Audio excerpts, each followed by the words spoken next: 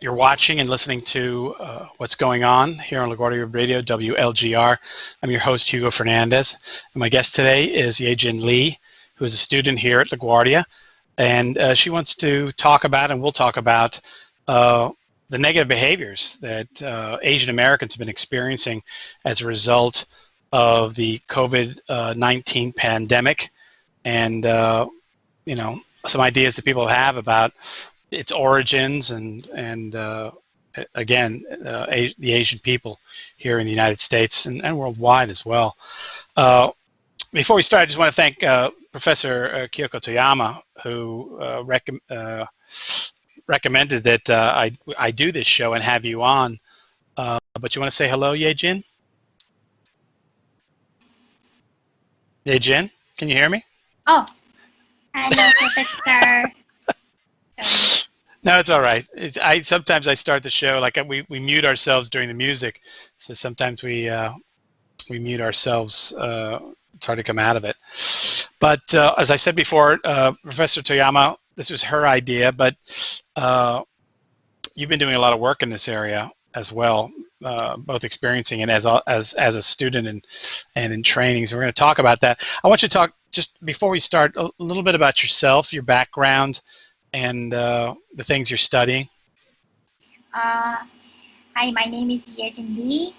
I'm majoring in international studies at LaGuardia, and I'm from South Korea. I came here about 3 years ago, and currently I live in Queens, Estonia.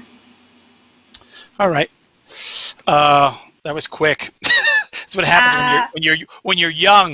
You can encapsulate things pretty quickly. So you are studying international relations, which is international relations is in which program? Is that social science? Liberal arts. Oh, it's like a liberal arts option.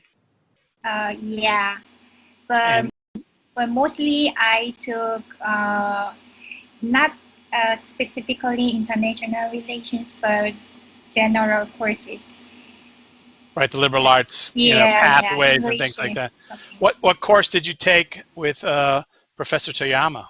How did you meet her? I didn't take her class, but I took English class from Professor Chatterjee, and she got me in contact with Professor Toyama because of my concern and interest in Asian American community. All right. Well, I mean, you've got a lot to talk about, so maybe we should just get right into it. What has been the experience as being Asian? I guess, and for you, it would be in New York City for the last over 6 months now, since the COVID-19 pandemic happened. Since the COVID pandemic? Well, yeah, since the pandemic began. Yeah. Oh, okay. So since the COVID pandemic, I watched video clips on social media and news where Asian people were severely attacked, and it really shocked me.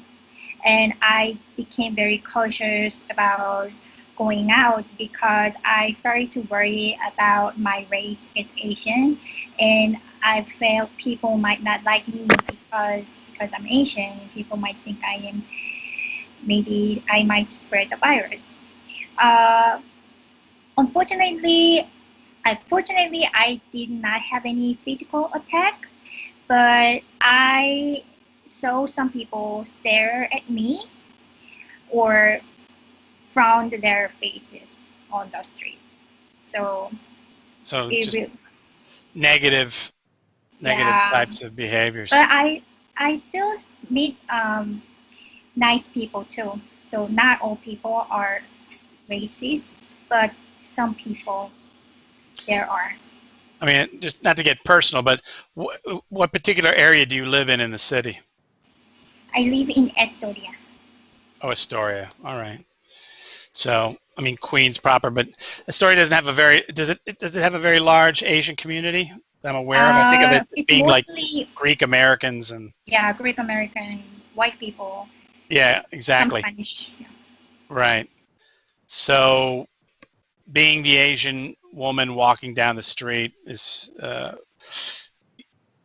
you're getting these experiences. Some are the looks and the shaking of the heads, but most people are kind. But so what what was your interest in in then exploring? You were talking about before the show about some of these workshops that you've been getting involved with in order to deal Yeah. with the issue. So I got interested in Asian community and how they are reacting to that. So I attended the first of all I attended the bystander training where I learned that even if I am not a victim, I can intervene the situation where Asian people are attacked. Like we can intervene very naturally and kind of stop the situation and give help to the people who are being bullied. For example, just we might ask the direction or just, you know, uh, just asking where they're living, if they're living around here or something like that. And then we can kind of disturb the attention so we can kind of help people by intervening. Right. It's kind of unusual because if an Asian person was being let's assaulted, which is I guess the legal term for when somebody's being verbally attacked, as opposed to battery, where it's become a physical act. Uh, Being Asian yourself, you might actually draw some of that negative energy as well. Typically in bystander training, they look for folks who might look like the person who's doing the attacking to kind of intervene to try to uh, you know stop the process. So it's kind of frightening because here you are intervening. Whoever it is that's kind of behaving this way would look at you and say, "Whoa, you're Asian too. You're the part of the problem." Blah blah blah, whatever the remarks are that they are saying. So, I mean, are you fearful of that? That you would bring down the wrath of these negative personalities on yourself? Yeah, I'm a little bit worried. And so many other races like white or black or other races also attended the workshop. So it kind of gave them the solution to that. Right. So yeah, it was very helpful, and I also added it in my article about the disease of um, the disease of race xenophobia during COVID-19. You want to talk a little bit about your article then? Oh yeah, of course. So I published this in April in response to the Asian hate crime. And to do so, I had also an interview with Asian students in LaGuardia, uh, and I I was able to hear that they are very fearful and anxious about this situation, and one of them actually heard racist remark such as "ching ching chong" or something. Uh, and one of them also said that she tried not to watch the news or social media to not really see the news or video clip of Asian being bullied, and she kind of worries that about the Asian racism, even she was in a safe place. And so that was really sad. Um, I forgot. I was about to mention something. So Yeah, So, but so you're saying that some people's response to this is to basically try to block it out and pretend it isn't happening, right? Is that what you're saying? yeah, And and by the way, also one of yeah. to remind me, the article was published where again? I don't. Oh, it was published in the Fiorello, which is honors program newsletter, and also Asian American Voice. So, Is that do you work directly with Dr. Ko as well in the honors program? yes, Okay, very good. So you're an honors student as well. yes. Very good. I apologize. Some of my materials, like I said before, some of my background information was on my Word files, and on this particular computer, Word doesn't work anymore. So I'm gonna I got to move my whole show over to a whole nother machine. But and with this new format, I'm also since we let people know about it's all these little details about you are going to be part of that the announcement as well. So, but did you figure out what that point was you were going to make before I cut you off when you were looking I was through? talking about. Oh, so one of my Korean friends said that we'd better wear our face using sunglasses and mask to Hide your Asianness? yeah, Oh my because God. she was so worried. Like every day, TV, social media was showing this painful video, so Right. really worried about that. And I guess it doesn't help that the president has also made a lot of remarks. Yeah, President, yeah, said Chinese virus. This is Right. very racial remark. Yeah. Identifying. It's really funny because, all the things you're talking about are very reminiscent of, some of the things that have happened in the past. I hate to bring in Nazi Germany, which is always where everybody goes to as the paradigm for, the worst case scenario of prejudice and racism, but there are, similarities. And so again, people trying to pretend that what's happening isn't happening, right? Which is ignoring the news, hiding their identity to try to pretend that they aren't what they are. But also, these anti-bullying workshops, which are taking this bystander training, Yeah, is I don't think people realized just how important this is. That folks, bullies can't get away with these behaviors when the community doesn't allow them to. It's when people are allowed to behave this way without anybody stopping them, without anybody saying anything negatively, that we really have this problem escalating.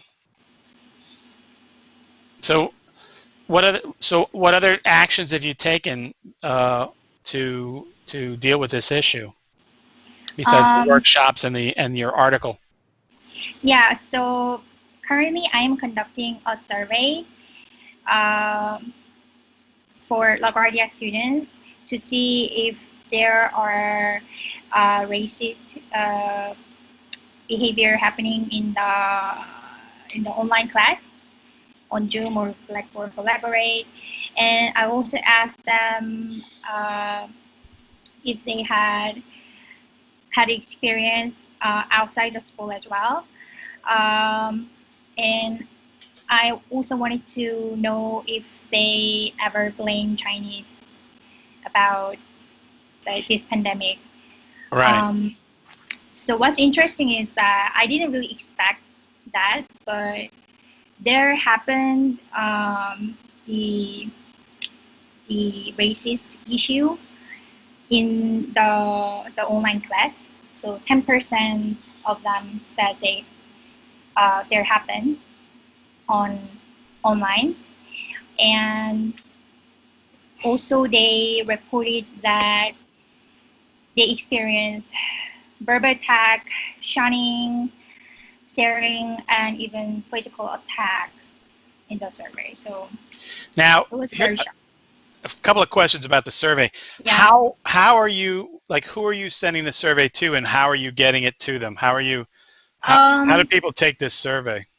So I send it to, so there is a website that I use for HSEC, and there is a email marketing section, and so I can send to students who are enrolled in this honors program, and also students whose GPA is above 3.0, that I registered the list of students in the website.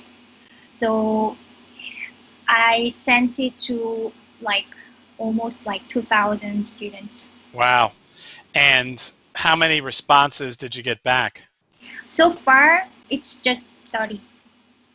30 students, but 10 of the 30 have cited specifically that there were cases of bias or, stereotype, negative behaviors towards the Asian students. Were the students who responded, do they self-identify as Asian? Not all of them. So some people are just seeing this as bystanders as well, right? Yeah. And but you do ask them to identify if they identify as Asian, right? I asked their ethnic identification. I see, yeah. Yeah, so like 40% of them are Asian Americans. So what are these behaviors, that they're saying, that these negative behaviors, what do they look like? What kind of behaviors are we talking about here? How does it play out? What does it look like? What does it sound like online? I didn't ask to describe about the behavior in online, but in general, when I asked for a description, one student mentioned that in the line at the bank, some people were saying to stay away from Chinese because they brought the virus. Oh, so this could include, was not specifically behaviors that are happening at the college or during their class online. This is outside the class. Just general behaviors outside that are going on in the community.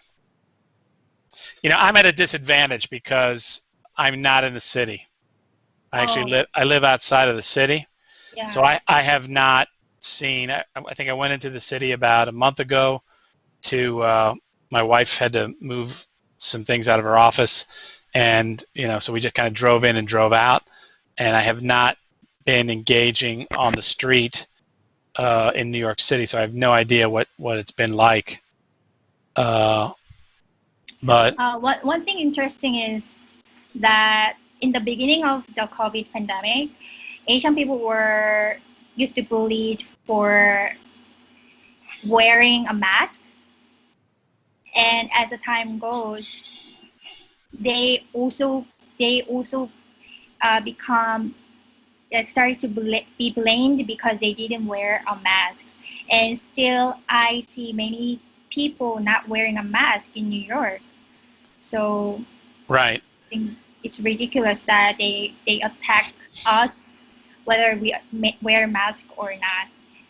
Yeah, it's kind of turned it upside down, because I was thinking about the same thing, that we don't know how long this is going to last, whether we get a vaccine or not, particularly people who've gotten it, will they get it again?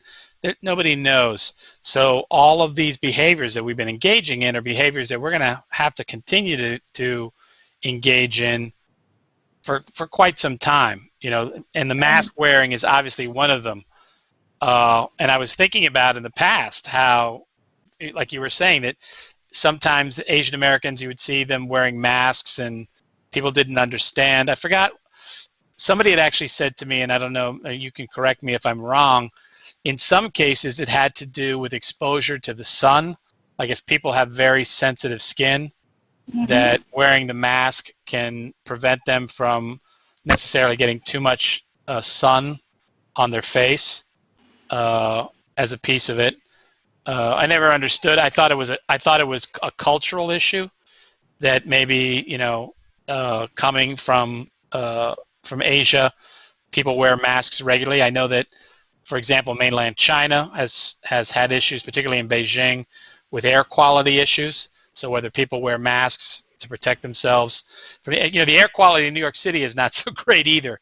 And I can only imagine what it's like right now with the heat as high as it is. The air quality can be pretty rough.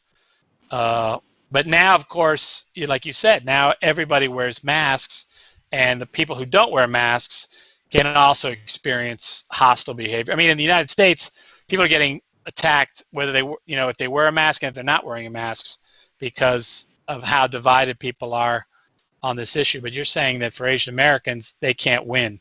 You wear a mask, and they're going to pick on you. You don't wear a mask, they're going to pick on you. So what do people do? What do? You wear your mask?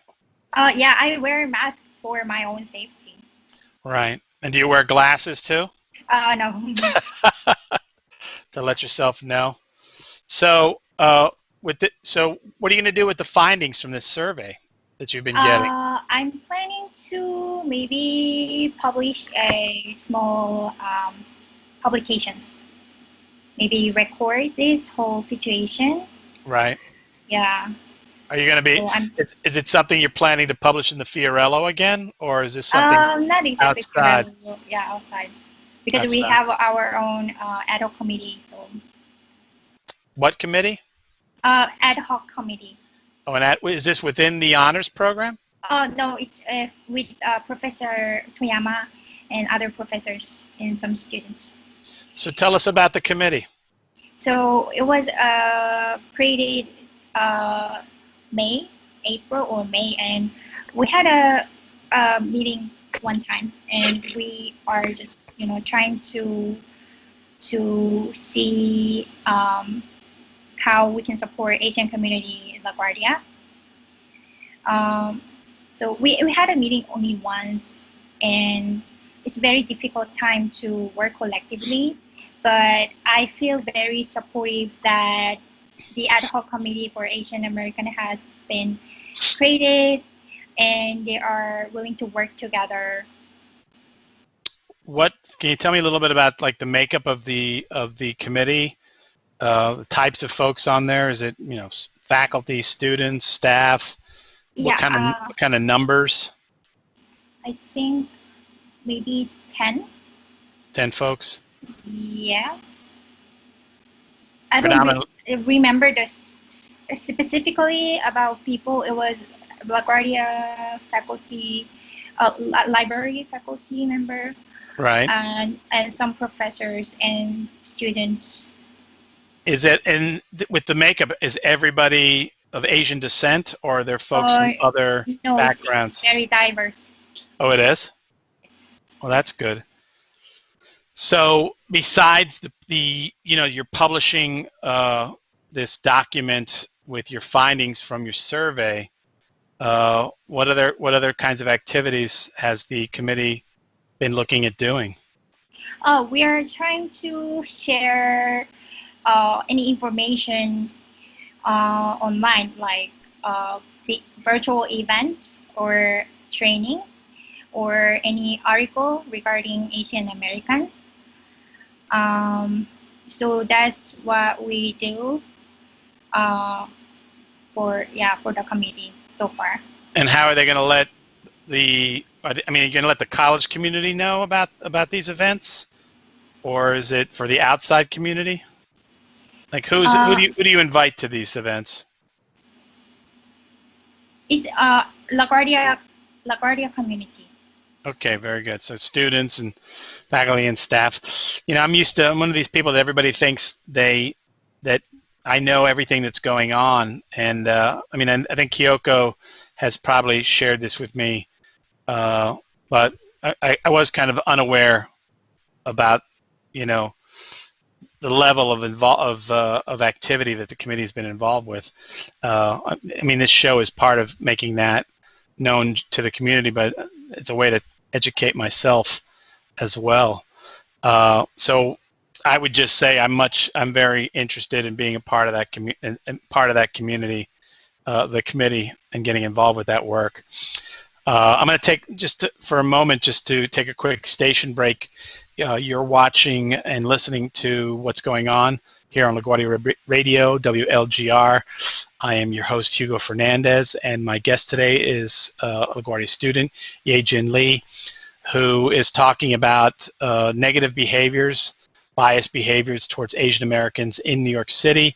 She is an honors student. She has written an article in the Fiorello, which is also published outside the where was it published again, Yejin? The outside publication as well?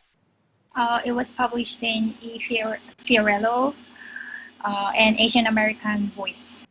Asian American Voice, and is also involved in an ad hoc committee which is dealing with issues of Asian Americans both in LaGuardia and in New York City, biased behaviors. And I didn't mention it, but Yejin is also a candidate at Columbia University.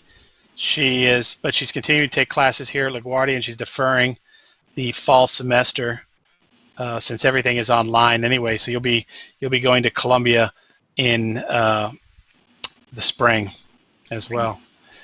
So, I mean, we've been emailing each other a lot about different topics that you wanted to give voice to. Did you want to talk now a little bit about the controversy that we were dealing with the last couple of weeks around international students? Oh, yes. So why don't we talk a little bit about that? Yeah, it was like 3 weeks ago, that suddenly the announcement was released from the Immigration and Customs Enforcement, ICE. They said that international students should leave the country if universities are not holding in-person classes in fall. It was really shocking news, and all the international students I know, they started to be really anxious about their visa status in the US. And I heard some people actually went back to their country, some Korean people I know. So when I first saw this news, I felt it was very ridiculous, because what is the relation between international students and online class? So I thought I really didn't understand this new rule. And I also thought there is a political strategy behind this policy, that this the president wants the college, president is pressuring a college to fully open during fall, because the economy needs to recover, and he wants normalcy. And after 1 week, I saw the news that it was rescinded. Right. So even during like a 1 week, many people were really worried about that. And there was also a CUNY international student Facebook group. It's not many people, like only 25 students, but they even created the Facebook group to discuss this issue. And I felt relieved because it was rescinded. We are fine with online classes. But one thing that's for sure is the president will restrain our OPT, which is optional practical training for international students. So I'm kind of worried about job after I graduate. Yeah, the whole thing was very confusing. I mean, obviously it came from ICE. Yeah. So it wasn't coming directly from the White House, but they're obviously an arm of the administration. I as you were suggesting, I also saw it as an attempt to strong arm colleges into having face-to-face classes if they wanted to hold on to the revenues. I think the numbers are something around $2.5 billion that come in through tuition for international students. But the ramification, again, I started thinking, well, if they're going to do this to students, and then now they're going to start coming after faculty as well, who, faculties that are here teaching on visas. It was pretty frightening, and it's, I'm not aware of who it was that actually got them to rescind the policy. I know that obviously Harvard, MIT were engaged in a lawsuit, and during that process, I think the University Student Senate here at LaGuardia, at CUNY, got involved, and we're going to become, they're going to be on like an amicus brief. They're going to become part of the lawsuit as well. So I'm just grateful that it passed, and just doing kind of the research. But again, this idea of, and I know this is one of international students struggle with a lot. I mean, on top of the fact that their tuition is higher, I think that a lot of in the education system, the higher education, they look to international students to try to make up in funds. CUNY certainly has tried in the past to make up with funds that they're not getting from the city or the state by increasing tuition, particularly on international students. So, and I know that international students are all different. I mean, some obviously can possibly afford the extra. I think it's like twice as much, twice the cost to go to school, depending on the institution. But others, not necessarily so. So, they need support. Are you an international student, Yejin? Yeah. I mean, so you're an international student as well. And your intention is, upon graduation, working in the United States as well? I hope so. All right. I think it's also just kind of funny, I mean, that, international students, and maybe I was looking up some of the data about it, but, tend to go into fields that we need people studying in, which is tech, STEM fields as well. And the fact that these folks would want to stay in the United States and contribute to the industries and the innovation. I mean, any quick study of immigration history in the United States is going to show you that immigrants typically bring more than they need from us, in a sense, and that the whole country is stronger by everybody who comes in to be a part of this country. So it all goes kind of contrary to common wisdom. But again, it's a concern that, is there any thoughts within the international student community that this isn't over, that they might try get something like this again, or other thoughts? I mean, you said that you had some other South Korean students that you knew that left the country as a result of this. Are there any concerns? Yeah. I mean, some people want to come back to the U.S. Right.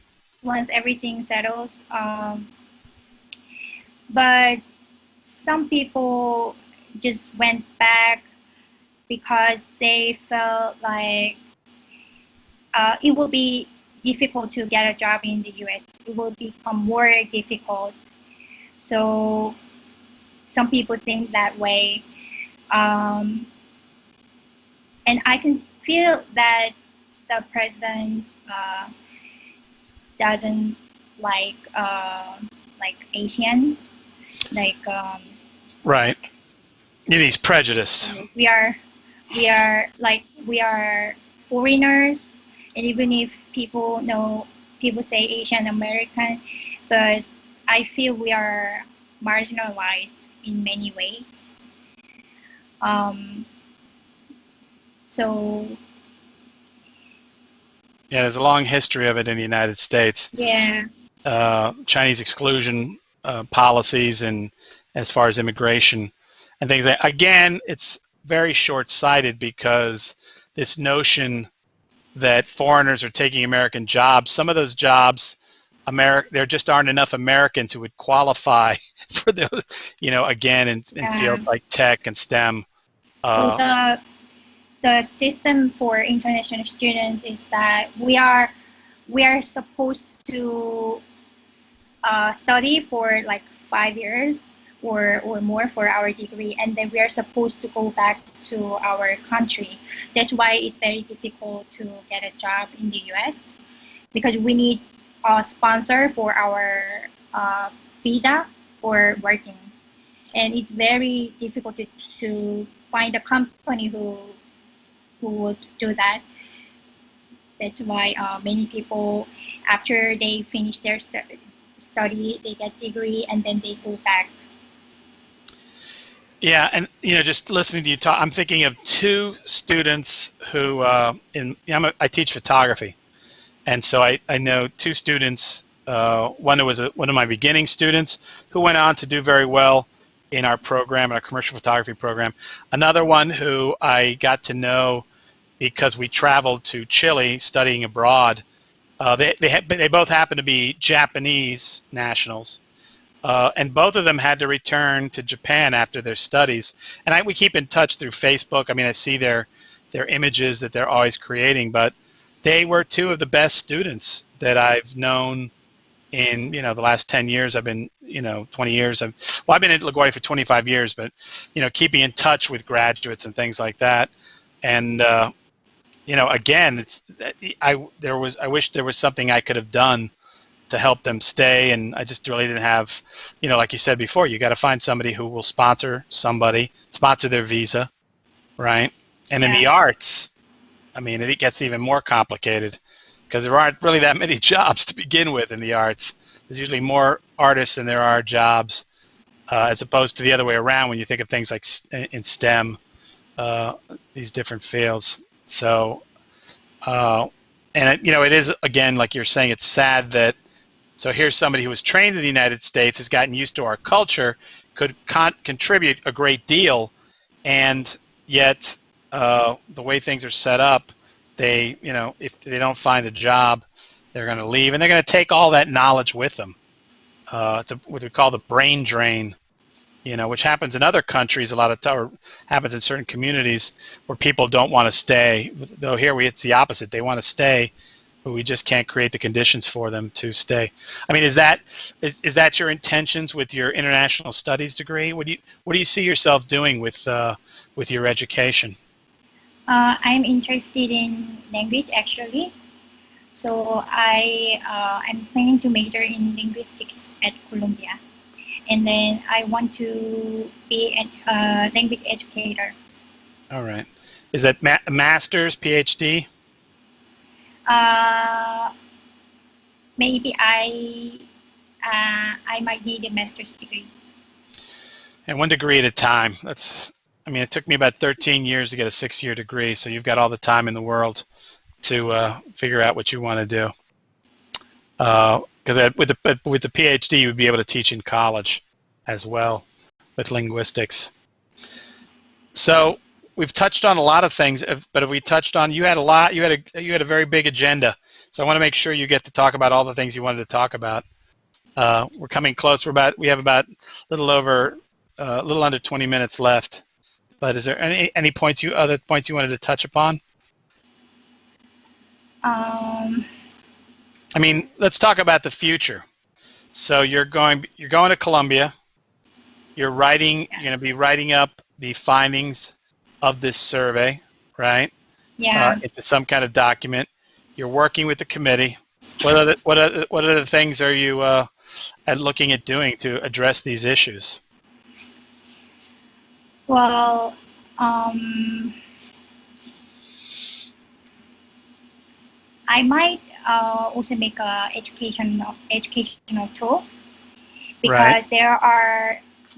there are misconceptions against Asian, as described by model minority which is a racial stereotype. And many people think Asians are, hardworking, they are smart, they're good at math and science, but also they are submissive. And these characters are very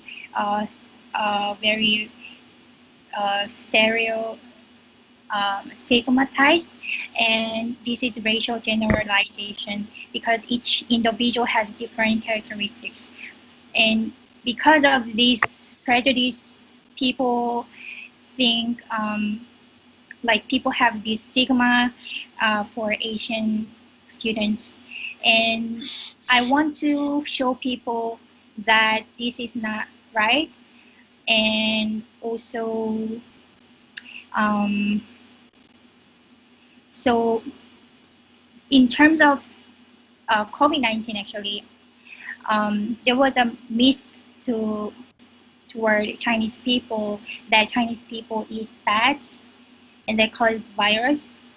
And this is not right because it's not all the people eating bats or dogs. So I want to contribute to the educational tool to kind of correct the misinformation people might have. Right. So, and this would be kind of like just workshops going around the communities, doing your presentations. It can be presentation or another publication. Okay. You're a writer. I prefer writing, actually. Okay. Before we started the show, you talked a little bit about there's been a recent acknowledgement by concerning the WHO and the Chinese government as far as the origins of the pandemic, or at least the way it initially spread. Would you want to talk about that just for a second, or talk about it Sure. a little bit? Yeah, so I saw one of Fox News interview that virologist Yejin Lee from Hong Kong. She kind of disclosed the story behind the COVID coronavirus. She said that the Chinese government and WHO knew that it was human-to-human transmissible, but they kept it secret. And they did not ban on travel abroad. So this is a very big issue because they could have prevented this whole situation if they were honest with the information. So since it became apparent that the government and this international organization kind of made a fault with in terms of the information releasing. I think it's difficult to avoid any blame or condemnation, and I become more worried about Chinese people, because people might blame them because of this too. But I want to say that the blame should not go for people. They can blame government or the authority who made a mistake, but not to innocent people. Right. So you're saying just, the Chinese people, for example, it's not, but, it's the government who failed to disclose this, or the World Health Organization who failed to disclose it. And it's they're actually victims, yeah. Right. Did you say you heard this on Fox News, though? Yeah, the interview. So that I guess, I know that for example, the president has a lot of issues with the World Health Organization. Oh, yeah. So I take, everything is with a grain of salt. I don't know if you ever took the course Critical Thinking, but one of the things you have to always vet is your sources. But, it is kind of fascinating when I think about administrations and their responses. I don't know if you remember during the Obama administration, Ebola was the big concern and that was in Africa, where people were dying and trying to protect ourselves from that spreading to this country, and certain steps were taken.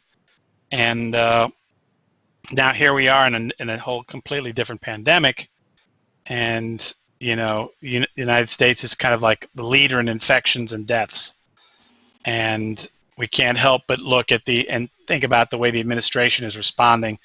Over the weekend, I know that I was watching various news folks, and some of the members from the CDC, the Center for Disease Control, talked about this is the first administration that's ever politicized the science around something like this.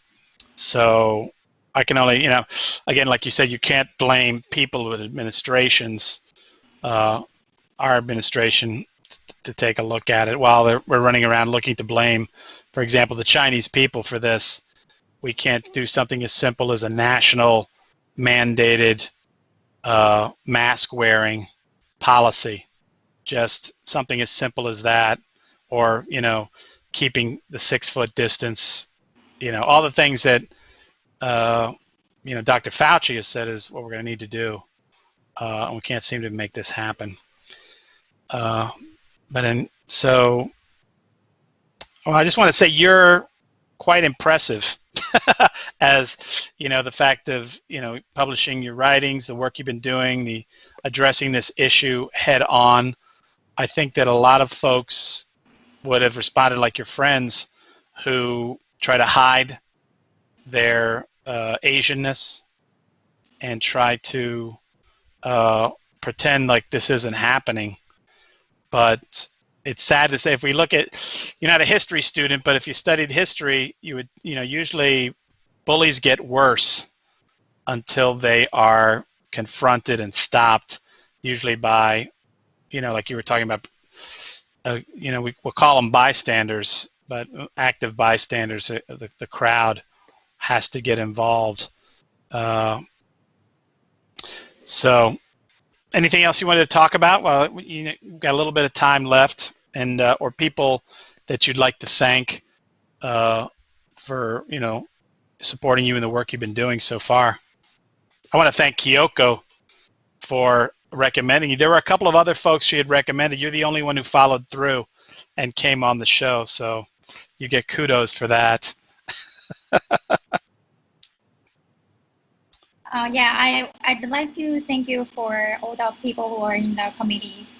I had a very depressing and stressful time during the past few months, and professors really encouraged me and supported me for my article and also my activity for this committee. So I wanted to thank you for them. And we are not done in this. We are expecting more work to do, and I'm planning publication too. So I hope we make it soon. And thank you very much. Thank you very much. Since I've got a little bit of time, I'll just share something with you. Kyoko knows this about me because I participated in an Asian heritage event years ago, where I trace my family back to a Chinese man who was brought to Cuba, probably against his will, as an indentured servant. They used to call them coolies. And the percentage, the chance of surviving the usually about 5 years that you had to work to pay off your travel were 50%. Like 50% of these men died, and of course they did not bring women because they were afraid of increased populations of Asians in the community. So most of them, if they survived their indentured servitude, married into the communities, and typically would have to marry someone of African descent. In Cuba, we call we call them mulattoes. So my great, I don't know how many levels it goes back, great grandfather is Chinese. And when you look at all the family photos on my father's side of the family, you can see the Asianness in us.